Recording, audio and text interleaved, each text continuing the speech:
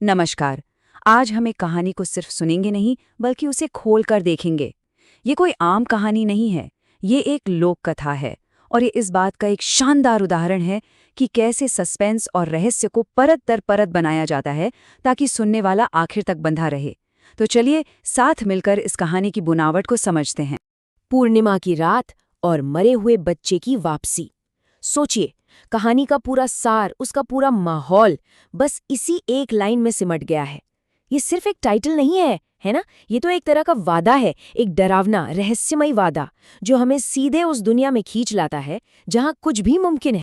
तो किसी भी अच्छी कहानी की तरह ये कहानी भी एक शांत माहौल से शुरू होती है। ये है कहानी का पहला हिस्सा, मतलब वो हिस्सा जो हमारे लिए पूरा सीन सेट करता है। यहाँ हम जानेंगे कि कहानी कहाँ हो रही है, कौन कौन है और वो कौन सी पहली घटना है जिसके बाद सब कुछ बदलने वाला है। तो देखिए हमारे सामने क्या क्या है। एक शांत सा गांव जो घने जंगलों से घिरा है, एक गरीब परिवार जिसका बच्चा बीमार होके अचानक मर जाता है, और सबसे जरूरी बात, बच्चे को जलाया नहीं बल्कि एक पुराने पीपल के पेड़ के पास दफनाया गया है। ये छोटी छोटी बातें लग सकती हैं, पर असल में कहानीकार ने यहीं पर वो बीज बो दिए हैं जो आगे जाकर एक बहुत बड़ा तूफान खड़ा करेंगे। और बस कुछ ही दिनों बाद गांव की शांति भंग होनी शुरू हो जाती है। जो दुख था वो अब धीरे धीरे डर में बदल रहा था। क्यों? क्योंकि आधी रात को उसी कब्र के पास से किसी बच्चे के खिलखिलाने की आवाजें आने लगीं। ये पहला संकेत था कि कहानी जहां खत्म हुई समझी जा रही थी, असल में तो वो अभी शुरू हुई है। पर गांव वाले चुप थे, एकदम चुप। ये कोई आम चुप्पी नहीं थी, पता है, ये वो खामोशी थी जिसके पीछे एक गहरा राज छुपा होता है। एक ऐसा डर, एक ऐसा सच जिसे गांव का बच्चा बच्चा जानता था, पर हिम्मत किसी में नहीं थी कि उसका नाम भी जुबान पर लाए। और वो नाम था डायन। जी हाँ, लोक कथाओं का वो किरदार जो अंधेरे में, खासकर अमावस्या और पूर्णिमा की रातों में, अपनी ताकत दिखाता है। गांव के लोगों का जो एक साथ मिलकर डरना था ना, उसकी जड़ यही थी। यही वो शक्ति थी जो मौत और जिंदगी के खेल को अपने हिसाब से चला रही थी। अच्छा, तो अब कहानी अपने दूसरे पड़ाव पर आती है। मतलब अब चीजें और गंभीर होने वाली हैं। अब तक तो सिर्फ डर का एक एहसास था, आवाजें थी, पर अब हम उस डर को अपनी आंखों से देखने वाले हैं। असली टकराव की जमीन यहीं से तैयार होती है। अब यहाँ जो सबसे हैरान करने वाली बात है वो ये है कि ये सब सिर्फ एक बार नहीं हुआ। नहीं, ये तो एक रस्म थी जो हर रात दोहराई जाती थी। सोचिए, डायन हर रात कब्र पर आती, काले धुएं और अजीब मंत्रों के बीच उस बच्चे के मुर्दा जिस्म में जान फूंक देती। वो बच्चा पूरी रात उसके साथ खेलता और सुबह होने से ठीक पहले डायन उसे वापस कब्र में लिटा देती। ये कितना अजीब और भयानक खेल था, है ना? और फिर आती है वो रात, पूर्णिमा की रात। वो रात जो कहानी का रुख हमेशा के लिए बदलने वाली थी।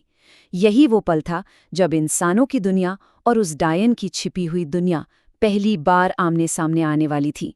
जरा देखिए कि कहानी में माहौल कैसे बनाया जा रहा है। चरवाहों को लगा कि सुबह हो गई है, इतनी रोशनी थी, पर असल में क्या वक्त था? रात के 12:01। मतलब कुदरत खुद गड़बड़ कर रही थी। और यही धोखा, समय का यही धोखा उन चरवाहों को अनजाने में उस खौफनाक सच के बिल्कुल करीब ले आया। उन्होंने देखा कि पीपल के पेड़ के पास एक छोटा बच्चा खेल रहा है, और वो बच्चा गांव का वही मरा हुआ बच्चा था। बस यही वो पल था जब गांव का सबसे बड़ा डर, वो राज जिसे कोई बोलना नहीं चाहता था, उनकी आंखों के ठीक सामने खड़ा था। सोचकर देखिए क्या हालत हुई होगी उनकी। और फिर परछाइयों में से वो निकली, एक काला साया जिसकी आंखें लाल अंगारों की तरह चमक रही थी, बाल बिखरे हुए, जंगली, और आवाज ऐसी मानो जमीन के अंदर से आ रही हो। अब तक जो डर सिर्फ एक एहसास था, अब उसका एक चेहरा था, एक आवाज थी। अब कहानी का विलन सामने आ चुका था। तो अब हम कहानी के उस हिस्से में हैं जहां तनाव सबसे ज्यादा है, मतलब क्लाइमैक्स। अब सोचने समझने का वक्त नहीं है, अब सिर्फ एक ही रास्ता है, भागो। और इसी भाग दौड़ में ये तय होगा कि आखिर में जीतेगा कौन। और तभी एक बूढ़े चरवाहे ने कहा, बच्चे को उठाओ और गांव की तरफ भागो, और याद रखना, डायन कितना भी बुलाए, कुछ भी कहे, पीछे मुड़कर मत देखना। ये सिर्फ एक सलाह नहीं थी, ये एक इम्तिहान था। आपने भी कई कहानियों में सुना होगा ये नियम, है ना, पीछे मत देखना। ये हिम्मत की, भरोसे की सबसे बड़ी परीक्षा होती है। और अब सब कुछ इसी एक शर्त पर टिका था। और डायन ने ठीक वही किया जो उसे करना था।